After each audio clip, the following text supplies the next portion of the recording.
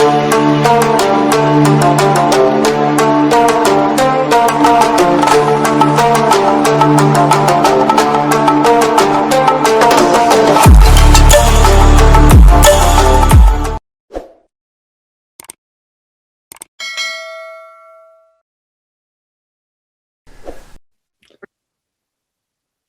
to the Hyperpolyglot Activist. Learn languages, make a difference. My name is Dr. Carlos Diabra Lopez, and today I'm sick.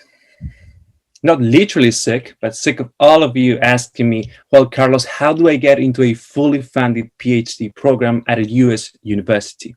Now, on the one hand, I would love to help you out. Getting into a fully funded, meaning a PhD program that covers tuition, cost of living, health insurance, etc. at a US university, it's awesome. It's been one of the best experiences in my life, and I had the pleasure of enjoying it from 2015 when I got admitted into my PhD program at New York University, and 2020 when I graduated from that program. And over these 5 years, I have helped and coached others to achieve admission into a similar PhD program at a US university. And they came from all sorts of different backgrounds. Some people had a really good average grade known as GPA. Others didn't. Others had a very mediocre GPA. Some people had an excellent level of English proficiency, others didn't. But what all of them have in common is they all followed my method and they all got admitted into at least one fully funded PhD program at a US university. So my method works 100%. Chances are, if you follow my steps, you too are going to get into a fully funded PhD program at a US university. Now, on the other hand, my time is limited. So unfortunately, I cannot afford answering to each and every inquiry that I receive. Oh, Carlos, how do I get into a PhD program? Can you give me any tips? No, I can't. If I really want to help you out, I need to give you the whole step-by-step process. So I decided to make this video so everybody can have a basic panoramic view of what the step-by-step process is. And then if you have any questions that relate to you individually, you can always book a consultation by clicking on the link below in the description of this video. I'll be very happy to help you out. So without further ado, step 1, identify your field of research/department. So in other words, what is the topic of your research? What are you interested in? Define that. And then identify the department that corresponds to that topic. For instance, when I first started my PhD, I was interested in conducting research on contemporary Spain. Now, what is the kind of department where I can conduct that research? Well, it's going to be a department of Spanish studies. Maybe it goes by a different name, like Department of Romance Languages or Department of Spanish and Portuguese, etc. But my topic of research, contemporary Spain, corresponds to a single department at a given university. That's the kind of correspondence you need to establish. Say, for instance, that your topic of research is a bit more ambiguous. Say, for example, you're interested in Japanese social media. Well, that can fit with the Department of Japanese Studies or East Asian Studies, or it can fit with the Department of, say, journalism or media and communication. So how do you choose? Well, in that case, you have to think what is more important in that title, Japanese social media. Are you more interested in the Japanese aspect of it, or are you more interested in the social media aspect? If you're more interested in the Japanese aspect, then go with the Department of East Asian Studies or Japanese Studies. If, on the other hand, you're more interested in social media, then choose a Department of Journalism or a Department of Media and Communication. Now, if you're not particularly sure about what your department fit is, feel free to book a consultation by clicking on the link below in the description. Step number 2, identify your department and supervisor. Now, how do you do that? It's very simple. Let me share my screen. You just go to Google and you type literally USA University Department and then your topic of research, for instance, Spanish, okay? And then you'll see that amongst the results, you will have specific departments at specific US universities where you can conduct that research. For instance, let's go to the first result. The Spanish and Portuguese department at Berkeley University. Okay, so now once you're here, how do you identify your supervisor? Well, you go here to people or faculty. Should be a section that reads people or faculty, regardless of the university. And here you choose research faculty. Now, not all faculty members can supervise your research. You need to identify full-time tenure track faculty members, meaning not temporary or adjunct faculty members, but people who are assistant, associate, or full professors. Only these are typically allowed to supervise research. So you go to research faculty, and here you have a number of names, and then their research interests. So again, we said I'm interested in contemporary Spain, right? So I want to first of all see whether this professor has a tenure track appointment or not. Is this an assistant, associate, or full professor? In this case, it is. Perfect. Now, is this person interested in contemporary Spain? Well, her work focuses on photography, film, and contemporary, blah, blah, blah, Spanish, American, Brazil. Yeah, probably not. It's not a good fit. So I keep on looking. Okay, another professor. Good. Let's see. Early modern literature with an emphasis on Spanish. Well, I'm interested in contemporary Spain, which comes at a later stage, so probably not the best professor. Associate professor. Okay, good. Social linguistics and Romance linguistics, Catalan, Spanish. Well, maybe if I'm interested in linguistics in contemporary Spain, this could be a good fit. Okay, great. So this brings us to the third step, which is send a fill-out email. What do I mean by this? Again, let's go back to what we were having a look at. Here, we said that Justin Davidson could be a good fit for the purpose of my research. Okay, so now I select his address and I send him a fill-out email. What is a fill-out email? Well, you need to understand that in the US, PhD applications are not free. They cost money. They cost something between $75 and $150 per application. So if you're going to apply to a US university, you need to know that they are actually interested in your research. Otherwise, you're just wasting your money. So how do you do that? Well, you send a fill-out email to the supervisor you're interested in working with. So in this case, Justin Davidson. So I select his address and then I type an email that goes something like this. Now there's an art to this email. You cannot overwhelm this professor. You cannot rush him. You need to be to the point and very specific about what you want. So the email looks something like this. Dear Professor Justin Davidson, right? Next line. My name is, insert your name, and my research focuses on blah, blah, blah. I recently came across your work on blah, blah, blah. Now you're letting that person know that you're familiar with his or her work. I am writing to inquire the following. And here you want to ask two specific questions. The first one is whether you are a good fit for the department or not. Do you think my research would be a good fit for your department? Now, remember, you have specified at the beginning of the email what your research focus is. If you think that description was not specific enough, you can always attach a CV or an abstract of some sort in the email. But please attach something very brief. You don't want to overwhelm this professor, otherwise you won't get a positive response from him.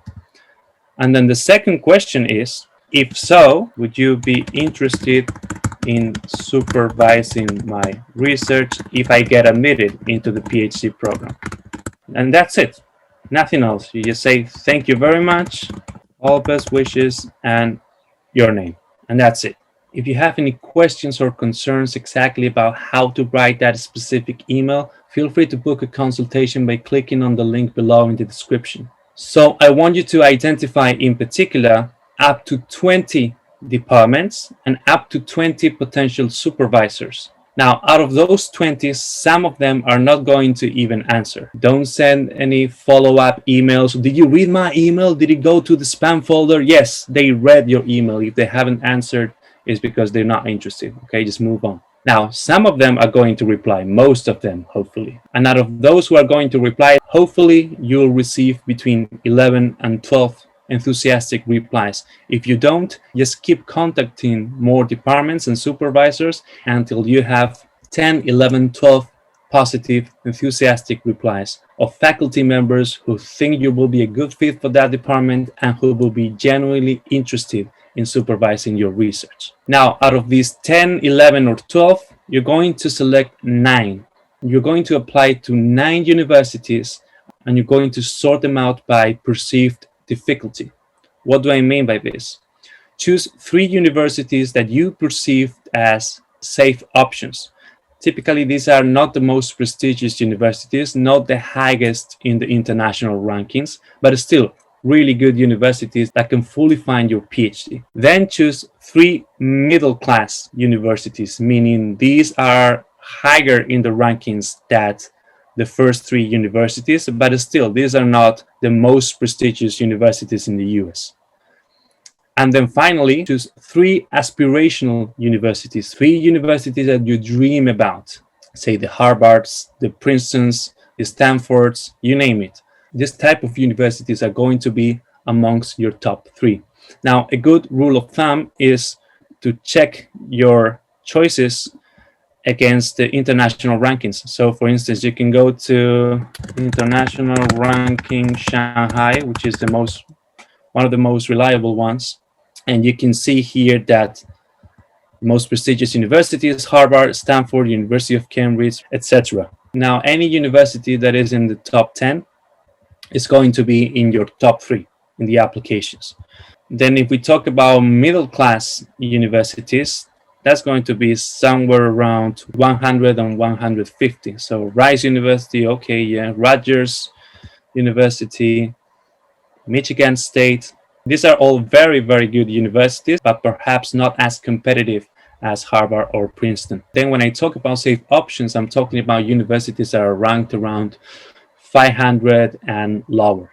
Now, bear in mind that some universities may be ranked overall in a very high place, but that doesn't mean they necessarily have a very strong department in your area of research. That's why you can always filter the rankings by subjects. So for instance, say I want to apply for a PhD in mathematics, and then I change the global ranking based on the strengths of these universities in mathematics. And yes, there's a certain correspondence. You can see that Princeton, Stanford, Massachusetts are still very highly ranked in mathematics, but there are significant changes as well. So for instance, New York University is currently the 27th in the global ranking overall, but in particular in mathematics is the number 8 in the world. So if you're applying for a PhD in mathematics, New York University will count for you as one of the top aspirational universities rather than middle-class universities. Now, why do I want you to follow this 3x3 system? Very simple. The 3x3 system allows the academic market to put you in your place rather than you assuming what's your value and then seeing that reality doesn't match your expectations. So, for instance, you might think that you're one of the best in the world, that you're going to get admitted into all the PhD programs at very prestigious US universities like Princeton, Harvard, etc. But what happens if reality doesn't match your expectations? If you only apply to Princeton and Harvard, they both reject you and you end up with no PhD program. Conversely, if you only apply to safe options because you're scared that universities that have a higher reputation are going to reject you, maybe you get admitted into these safe options, but then you will never know if you could have been admitted into the more prestigious universities if only you had tried. If you still have any doubts or concerns about whether the universities that you have selected belong to those three categories and how do they fit there, by all means, book a consultation by clicking on the link below in the description of this video. Now you have your 9 universities and you're ready to apply. Now the application cycle in the US is as follows. Applications are done during the fall semester and winter break. So applications run between October, November, and the end of January, beginning of February. So by the beginning of December, at the very latest, you have to have ready all the documents you need to apply. And you need a lot of documents. So please prepare early. You're going to need a diploma and transcripts in English. So if your degree is not in English, you'll need to have an official sworn translation of it, and that costs money and takes time, so prepare accordingly. You're going to need to have a CV, not just any CV. It's going to have to be very polished and systematic and clean. You need a statement of purpose, which is essentially a cover letter stating what your background is, how does it relate to what you want to study in the PhD, is there any supervisor that has expressed interest in your research, etc., etc. Then you need a written sample. So if you're applying for a PhD in political science, then you need to show some kind of document that demonstrates that you can write about political science in an academic fashion. And obviously you need to ensure that this written sample is of very high quality. So you want it reviewed by someone whose first language is English and is highly educated. You need it to be reviewed by someone who is a specialist in your area of research, for instance, political science, etc., etc. And then you need test scores. This can be the TOEFL to assess your level of English proficiency. This can be a graduate record examination, so-called GRE, that tests your ability in language and maths, etc., etc. So if you're going to have these test scores readily available by December 1st, you need to book your place for those tests. Say in October, take the test in November, pass the test, and then have the results in December. So again, prepare accordingly, start early. Number 6, on top of all of that, you're going to need 3 letters of recommendation, meaning academic letters of recommendation, letters from professors at your former university, academic supervisors, etc. Again, these letters need to be prepared from somebody who knows you very well, and they need to be prepared well in advance. So my suggestion is you start contacting your potential writers of these letters of recommendation as early as September, October, and certainly no later than November. Now, this stage is absolutely key. If your documents are not strong enough, you're simply not getting admitted into a fully funded PhD program at a US university. So if you have any questions or concerns, if you would like me to edit your documents and go through them and answer any questions you might have, book a consultation. Once you have all the documents, you will start an online application. How does that look like? Well, for instance, let me share the screen again. Let's suppose that I want to apply for the PhD program in Spanish at NYU. So I type exactly that on Google, and then I go to the link of frequently asked questions. And here I'm going to find the specific information about the materials that I need to submit. Say, for instance, a writing sample, as I told you, a statement of academic purpose in English, 3 letters of recommendation, TOEFL scores, previous academic transcripts, what I just told you. Now, what is the deadline to apply? As I told you, again, in this case, it's January the 2nd, but you can apply as early as September 2021. For the PhD program that begins in the fall of 2022.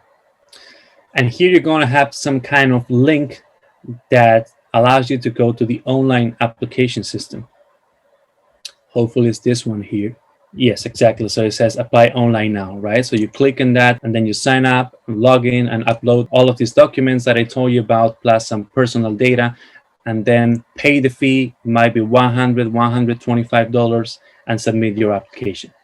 So that's step number 6. Submit your application.